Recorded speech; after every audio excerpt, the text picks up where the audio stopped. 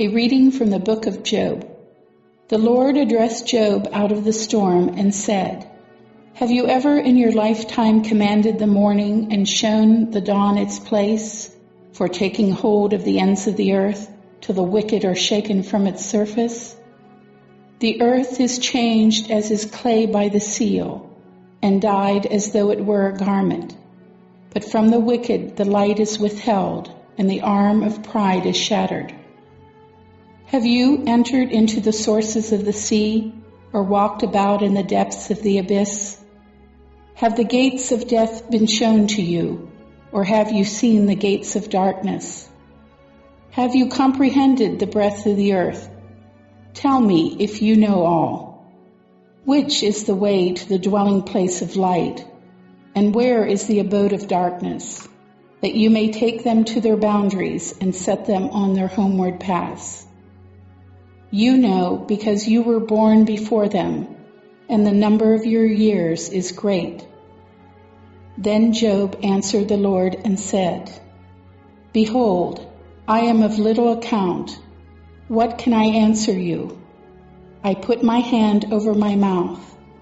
Though I have spoken once, I will not do so again. Though twice, I will do so no more." The word of the Lord.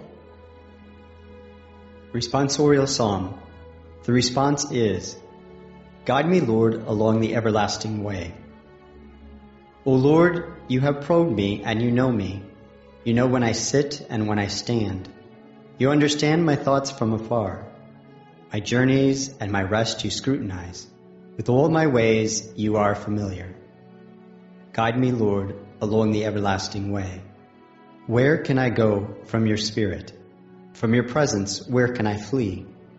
If I go up to the heavens, you are there. If I sink to the netherworld, you are present there. Guide me, Lord, along the everlasting way. If I take the wings of the dawn, if I settle at the farthest limits of the sea, even there your hand shall guide me, and your right hand hold me fast. Guide me, Lord, along the everlasting way. Truly you have formed my inmost being. You knit me in my mother's womb. I give you thanks that I am fearfully, wonderfully made. Wonderful are your works. Guide me, Lord, along the everlasting way. A reading from the Holy Gospel according to Luke. Jesus said to them, "Woe to you, Chorazin! Woe to you, Bethsaida! For if the mighty deeds done in your midst had been done in Tyre and Sidon, they would long ago have repented, sitting in sackcloth and ashes. But it will be more tolerable for Tyre and Sidon at the judgment than for you. And as for you, Capernaum, will you be exalted to heaven?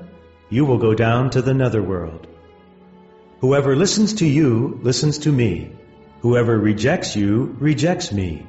And whoever rejects me rejects the one who sent me." The Gospel of the Lord.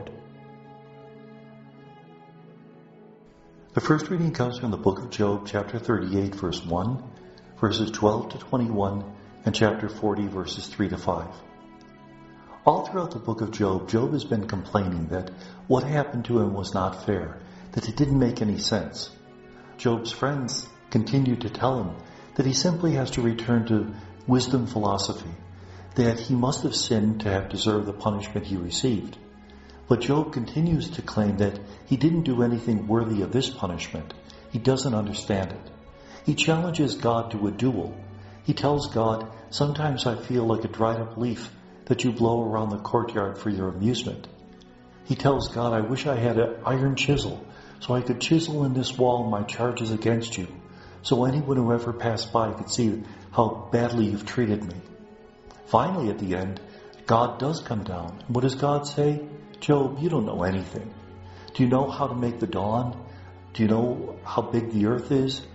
Are you familiar with the depths of the sea?" And what is Job's response?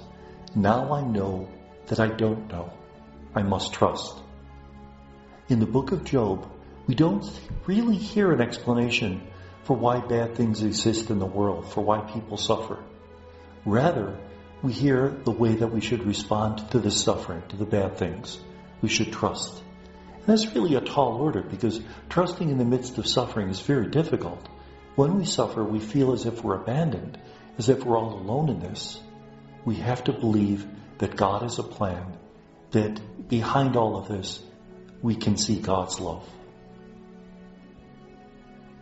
The Gospel is from Luke 10:13-16. In this passage, we hear a series of curses against Chorazin, Bethsaida, Capharnaum. These are towns in Galilee where Jesus performed a lot of his miracles, but relatively few people followed him. And so the curse is upon them because they weren't willing to follow him.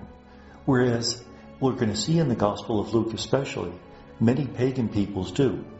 The very people who were excluded, who were not considered to be the chosen people, are the one who embraced Jesus' message, while the ones who were honored, who were the chosen people, become complacent in the fact that they're chosen, and they don't follow him when he comes into their life.